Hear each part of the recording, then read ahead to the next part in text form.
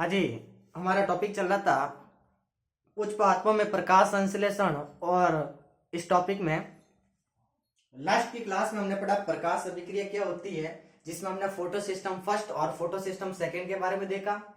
आज इस टॉपिक को आगे बढ़ाते हैं और इसमें हम पढ़ेंगे प्रकाश संश्लेषण की क्रिया विधि।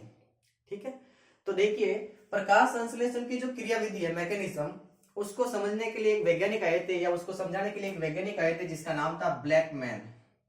कौन से वैज्ञानिक थे? ब्लैकमैन। इन वैज्ञानिकों ने प्रकाश संश्लेषण की क्रियाविधि को समझाने के दो चरण बताए, दो स्टेप बताए। इन्होंने कहा कि लाइट रिएक्शन होगी और डार्क रिएक्शन होगी। तो ठीक है, हम बात करें ब्लैकमैन के अनुसार प्रकाश संश्लेषण की क्रियाविधि के कितने चरण होते हैं? दो चरण होते हैं। पहला होता है लाइट रिएक्शन। कौन सी रिएक्शन होती है? Light reaction. और दूसरी रिएक्शन होती है, उसका नाम है भाई डार्क रिएक्शन। Dark reaction. अब कईयों का दिमाग यहां पर गड़बड़ होता है कि लाइट रिएक्शन है, इसका मतलब लाइट की उपस्थिति यानी दिन के समय होगी, मतलब लाइट के समय होगी। और डार्क रिएक्शन है, इसका मतलब अंधेरे में होगी, रात के समय। तो नहीं, ऐसा कुछ भी नहीं है, क्योंकि इसके अंदर जो उत्पाद बनेंगे उन उत्पाद के आधार पर डार्क रिएक्शन निर्भर करती है। ठीक है, इनके प्रोडक्ट पर ये निर्भर करती है। बाकी ऐसा नहीं है कि ये दिन के समय हो या रात के समय हो, यानी ये डार्क के समय हो, नहीं, ऐसा कुछ भी नहीं है। ये अंधेरे में नहीं होती है और दिन में नहीं होती है। ये इसमें जो उत्पाद बनेंगे उस पर ये डार्क रिएक्शन निर्भर करती है। ठीक है, फिर हम बात करें थोड़ी सी, तो लाइट रिएक्शन है ना, इसका एक और नाम है, इसका नाम है प्रकाश अभिक्रिया। इसका एक और नाम क्या है? प्रकाश अभिक्रिया। इसका एक और नाम है इलेक्ट्रॉन परिवहन श्रृंखला। इलेक्ट्रॉन परिवहन श्रृंखला। इसका एक और नाम है, जैसे डार्क रिएक्शन है, इसको हम कहते हैं ब्लैकमैन रिएक्शन। क्या कहते हैं? Blackman reaction. इसका एक और नाम है, इसको हम कहते हैं बायोकेमिकल रिएक्शन। Biochemical reaction. ठीक है, लाइट रिएक्शन के अंदर हम पढ़ेंगे दो स्टेप वापस, साइक्लिक और नॉन साइक्लिक, चक्रीय फोटोफॉस्फोलेरीकरण और अचक्रीय फोटोफॉस्फोलेरीकरण। कंप्लीट दिखाई दे रहा है आपको? एकदम क्लीन। तो इसके अंदर भी हम कितने पढ़ेंगे वापस? दो स्टेप, एक पढ़ेंगे चक्रीय और एक पढ़ेंगे अचक्रीय। ठीक है, तो लाइट रिएक्शन के अंदर भी आपको दो चरण पढ़ने होंगे, एक पढ़ना होगा चक्रीय फोटोफॉस्फोलेरीकरण और एक पढ़ना होगा अचक्रीय फोटोफॉस्फोलेरीकरण। ठीक है, जबकि डार्क रिएक्शन के अंदर आपको वापस तीन साइकिल पढ़नी होगी। कौन कौन सी? तो इसके अंदर देखो, आपको एक पढ़ना पड़ेगा C3 साइकिल यानी केल्विन साइकिल, एक पढ़नी पड़ेगी आपको C4 साइकिल और एक पढ़नी पड़ेगी CAM साइकिल। ठीक है, तो आज की जो हमारी क्लास है उस क्लास में हम पढ़ेंगे लाइट रिएक्शन और नेक्स्ट क्लासों में हम पढ़ेंगे डार्क रिएक्शन। ठीक है, क्योंकि एक क्लास के अंदर ये बहुत बड़ा वीडियो बन जाएगा, क्लास लंबी हो जाएगी, ज्यादा टाइम खराब होगा, तो हम पढ़ेंगे सिर्फ लाइट रिएक्शन। ठीक है, तो देखिए शुरू करते हैं लाइट रिएक्शन के बारे में। यहां तक कंप्लीट लिख लिया होगा आपने, लिख लेना साथ साथ में, क्योंकि चीजें जितनी लिखोगे जितनी बोलोगे उतनी चीजें याद रहेगी। अब हम बात कर रहे हैं सबसे पहले लाइट रिएक्शन की। तो अब अन्य नाम मैंने पहले ही बता दिए थे। लाइट रिएक्शन, लाइट रिएक्शन के अंदर दो चरण है, एक आपको पढ़ना पड़ेगा सबसे पहले चक्रीय फोटोफॉस्फोलेरीकरण। चक्रीय फोटोफॉस्फोलेरीकरण, चक्रीय फोटोफॉस्फोलेरीकरण यानी साइक्लिक फोटोफॉस्फोलेरीकरण। चक्रीय इसको साइक्लिक क्यों कहते हैं? क्योंकि इसमें जो इलेक्ट्रॉन निकलेंगे वो इलेक्ट्रॉन वापस घूम फिर कर इसी के अंदर आ जाएंगे।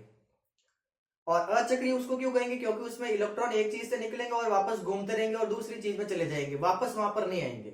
इस वजह से उसको नॉन साइक्लिक, और जिसमें इलेक्ट्रॉन घूम फिर कर वापस आ जाए उसको कहेंगे साइक्लिक। ठीक है, तो हम बात करें सबसे पहले चक्रीय फोटोफॉस्फोलेरीकरण।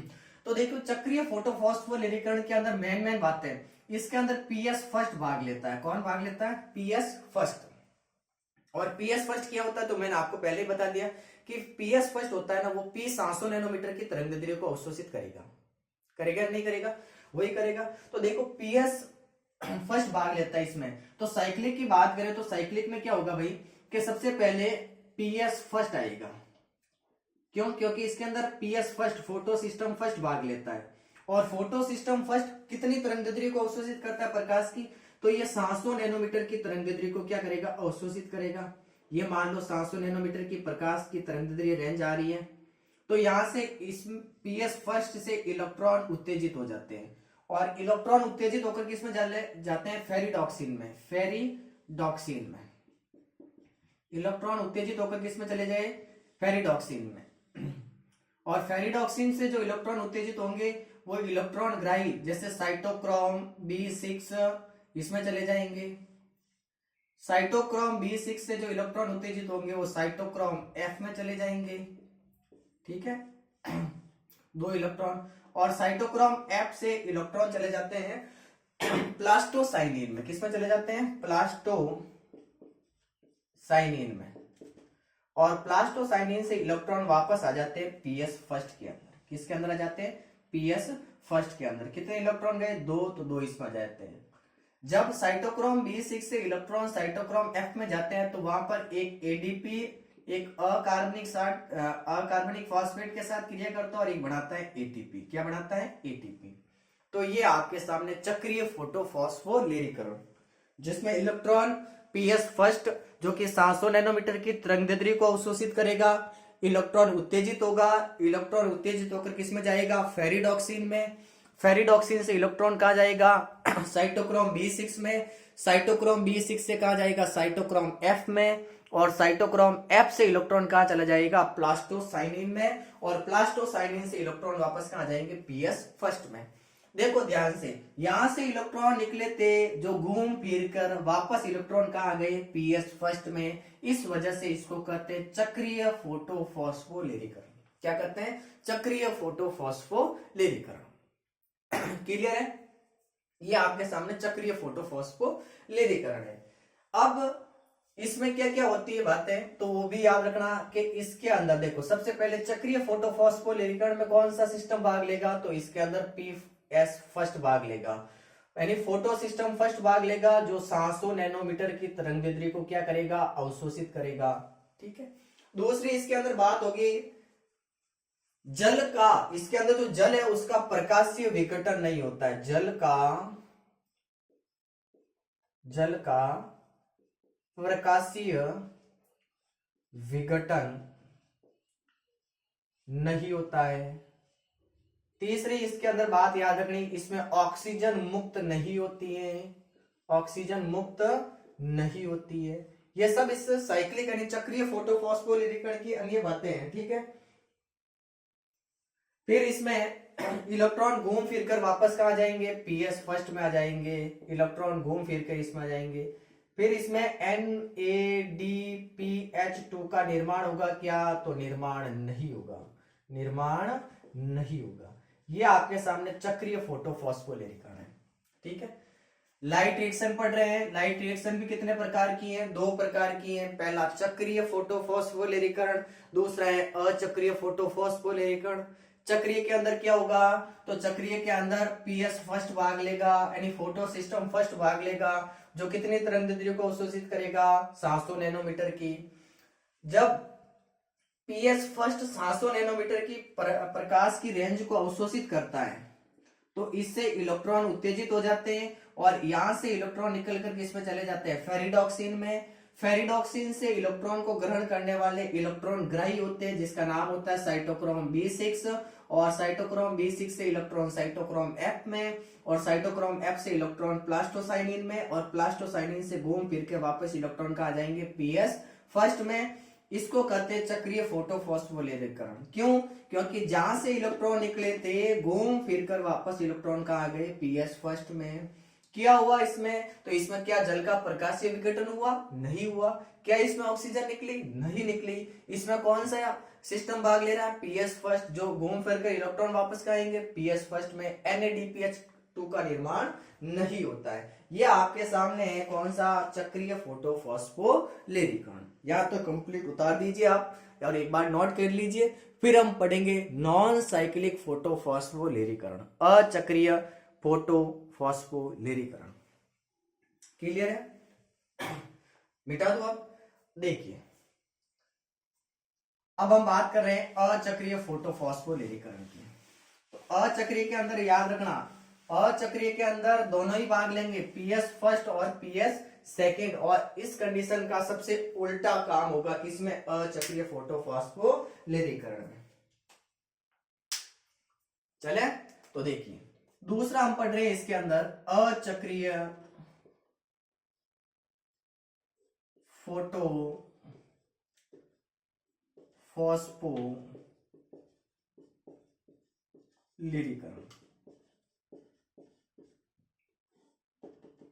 देखो, अचक्रीय फोटोफॉस्फोलिरिकरण के अंदर ध्यान रखना, इसके अंदर पीएस फर्स्ट और पीएस सेकंड, यानी फोटो सिस्टम फर्स्ट और फोटो सिस्टम सेकंड दोनों भाग लेंगे। पहली बात ये याद रखना।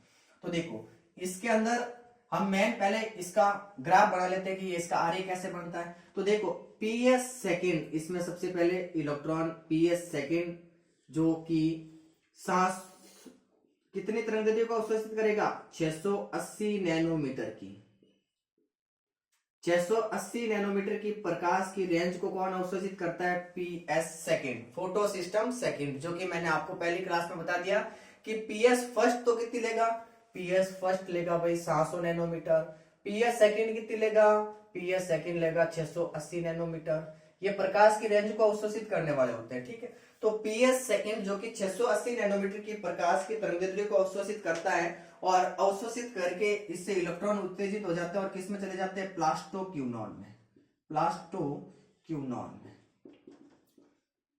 प्लास्टोक्यूनॉन, प्लास्टोक्यूनॉन से इलेक्ट्रॉन वापस जाएंगे किसके अंदर, प्रोसेस कौन सा चलेगा, देखो ध्यान से, मैं इधर बढ़ा देता हूं, ये दो इलेक्ट्रॉन है, इस दो इलेक्ट्रॉन को वापस कौन लेगा, तो याद करो, पीएस फर्स्ट, पीएस फर्स्ट से इलेक्ट्रॉन उत्तेजित हुए, किसमें गए, फेरिडॉक्सिन में, फेरिडॉक्सिन से कहा गए, साइटोक्रोम B6 में, साइटोक्रोम B6 से कहा गए, साइटोक्रोम F में। तो यहाँ पर क्या होगा, ये प्लास्टोक्यूनॉन से जो दो इलेक्ट्रॉन होंगे ये किसमें चले जाएंगे, साइटोक्रोम B6 में, किसमें चले जाएंगे, साइटोक्रोम B6 में, साइटोक्रोम B6 से इलेक्ट्रॉन किसमें जाएंगे, साइटोक्रोम F में, साइटोक्रोम F में, साइटोक्रोम F से ये इलेक्ट्रॉन कहाँ जाएंगे, प्लास्टोसाइनिन में, प्लास्टोसाइनिन,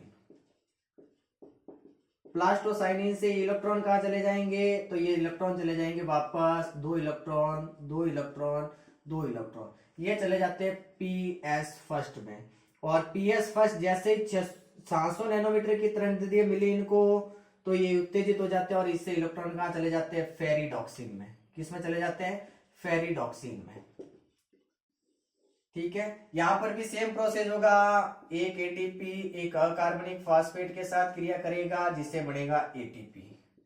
तो देखो, इसमें इस प्रकार का आरेख बनता है जो कि अंग्रेजी के जेड अक्षर के समान होता है, इस वजह से इसका दूसरा नाम है जेड स्कीम। क्या नाम है, जेड स्कीम, याद रखना, परीक्षा में आता है प्रश्न। क्लियर है? ये आपके सामने पीएस सेकंड यानी नॉन साइक्लिक फोटोफॉस्फोलिरिकरण है। अब इसमें और क्या क्या कंडीशन होगी, तो ध्यान से सुन लो, पहले इस चीज को वापस देखो। अचक्रीय फोटोफॉस्फोलिरिकरण पढ़ रहे हैं, जिसमें हम कह रहे हैं कि सबसे पहले इसके अंदर पीएस फर्स्ट भी भाग लेगा और पीएस सेकंड भी भाग लेगा। फिर याद रखना, पीएस फर्स्ट कितनी तरंगदैर्घ्य को अवशोषित करता है, तो 700 नैनोमीटर, पीएस सेकंड कितनी अवशोषित करता है, 680 नैनोमीटर, ठीक है।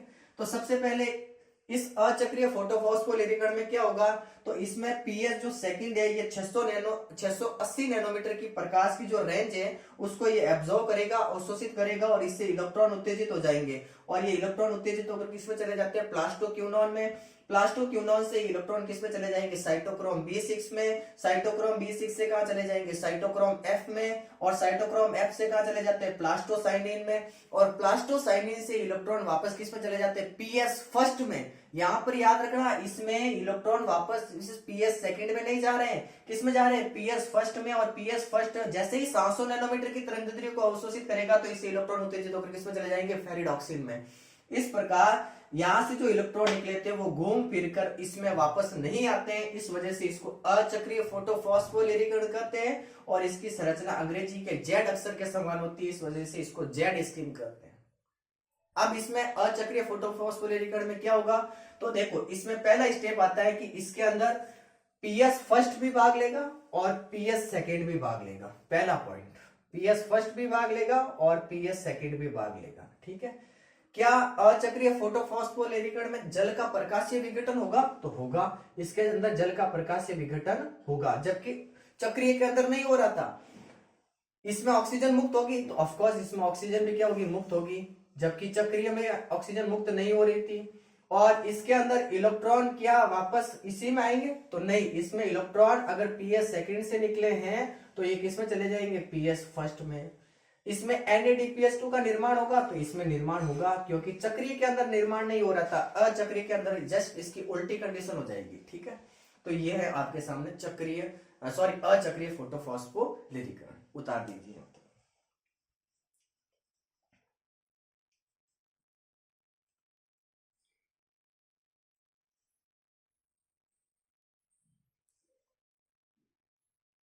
क्लियर है, तो देखो आज हमने क्या पढ़ा, आज हमने सबसे पहले प्रकाश संश्लेषण की क्रिया विधि शुरू की थी, और इस क्रिया विधि में हमने सबसे पहले क्या शुरू की थी, लाइट रिएक्शन। क्या शुरू की थी, लाइट रिएक्शन। ध्यान से सुनना, मैं वापस रिपीट करवा रहा हूं अब आपसे। लाइट रिएक्शन, लाइट रिएक्शन का दूसरा नाम क्या है, प्रकाश अभिक्रिया। तीसरा नाम क्या है, इलेक्ट्रॉन परिवहन श्रृंखला, क्योंकि इसके अंदर इलेक्ट्रॉन का घूमना हो रहा है। ठीक है, लाइट रिएक्शन को भी हमने कितने चरणों में बांटा, 2 चरणों में। पहला कौन सा था, चक्रीय फोटोफॉस्फोरिलीकरण, मैं लिख लेता हूं वापस। पहला कौन सा था, चक्रीय। दूसरा कौन सा है, अचक्रीय। चक्रीय की बात करें तो इसमें कौन सा सिस्टम भाग ले रहा था, पीएस फर्स्ट। नॉन चक्रीय यानी नॉन साइक्लिक में कौन कौन भाग ले रहे थे, पीएस फर्स्ट और पीएस सेकेंड। पीएस फर्स्ट कितनी तरंगदैर्ध्य को अवशोषित करेगा, 700 नैनोमीटर की। पीएस सेकेंड कितनी तरंगदैर्ध्य को अवशोषित करेगा, 680 नैनोमीटर की। ठीक है, अब चक्रीय में क्या होगा, तो चक्रीय में सबसे पहले पीएस फर्स्ट जो कि 700 नैनोमीटर की तरंगदैर्ध्य को अवशोषित करेगा, और अवशोषित करके इलेक्ट्रॉन इससे उत्तेजित हो जाते हैं। ये इलेक्ट्रॉन किसमें चले जाएंगे, फेरिडॉक्सिन में। फेरिडॉक्सिन से इलेक्ट्रॉन किसमें चले जाएंगे, साइटोक्रोम B6 में। साइटोक्रोम B6 से किसमें चले जाएंगे, साइटोक्रोम F में। साइटोक्रोम F से कहां जाएंगे, प्लास्टोसाइनिन में, और प्लास्टोसाइनिन से वापस इलेक्ट्रॉन कहां जाएंगे, पीएस फर्स्ट के अंदर। ये चक्रीय में। उसमें क्या हो रहा था, उसके अंदर पीएस फर्स्ट भाग ले रहा था, जल का प्रकाशीय विघटन उसमें नहीं हो रहा था, ऑक्सीजन उसके अंदर मुक्त नहीं हो रही थी, उसमें जो इलेक्ट्रॉन थे वो घूम फिर कर वापस पीएस फर्स्ट में आते थे, और उसके अंदर NADPH2 का निर्माण भी नहीं हो रहा था। जस्ट इसका उल्टा अचक्रीय फोटोफॉस्फोरिलीकरण में क्या होगा, तो अचक्रीय के अंदर पीएस फर्स्ट भी भाग लेगा और पीएस सेकेंड भी भाग लेगा। पीएस सेकेंड क्या करेगा, सबसे पहले 680 नैनोमीटर की जो प्रकाश की तरंगदैर्ध्य आएगी उसको अवशोषित करेगा। अवशोषित करके इससे इलेक्ट्रॉन उत्तेजित होंगे, किसमें चले जाएंगे, प्लास्टोक्यूनॉन में। प्लास्टोक्यूनॉन से इलेक्ट्रॉन उत्तेजित होंगे, किसमें चले जाएंगे, साइटोक्रोम B6 में। साइटोक्रोम B6 से इलेक्ट्रॉन किसमें जाएंगे, साइटोक्रोम F में। साइटोक्रोम F से इलेक्ट्रॉन कहां जाएंगे, प्लास्टोसाइनिन में, और प्लास्टोसाइनिन से इलेक्ट्रॉन वापस कहां जाएंगे, पीएस फर्स्ट के अंदर।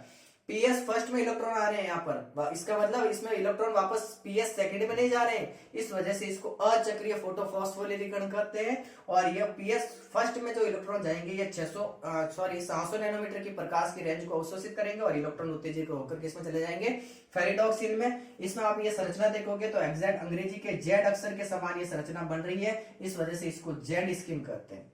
और इसमें क्या हो रहा था, तो इसमें पीएस फर्स्ट भी भाग ले रहा था और पीएस सेकेंड भी भाग ले रहा था। इसमें जल का प्रकाशीय विघटन होएगा, जबकि चक्रीय के अंदर तो नहीं हो रहा था, इसमें होगा।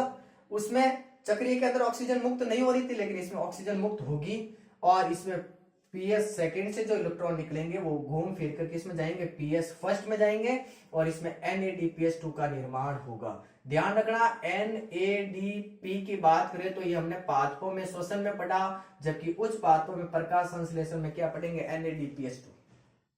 ठीक है, तो धन्यवाद आज की क्लास के लिए, जिसमें हमने लाइट रिएक्शन पढ़ी थी। अगर आपको चैनल पर जो चीजें बताई जा रही है समझ में आ रही है तो प्लीज लाइक करो, शेयर करो और सब्सक्राइब करो, अन्यथा डिसलाइक कर सकते हो, आपको कोई तकलीफ नहीं है। बाकी ये लाइट रिएक्शन हो गई, फिर इसके बाद में हम पढ़ेंगे कल की क्लास में डार्क रिएक्शन। डार्क रिएक्शन में हम अलग अलग पार्ट्स बनाएंगे, क्योंकि ये टॉपिक बड़ा है। इसमें C3 साइकिल का अलग बनाएंगे, C4 साइकिल का अलग बनाएंगे, और CAM साइकिल का अलग बनाएंगे। ठीक है, तो धन्यवाद, मिलते हैं अगली क्लास में नेक्स्ट टॉपिक के साथ, तब तक के लिए बाय बाय।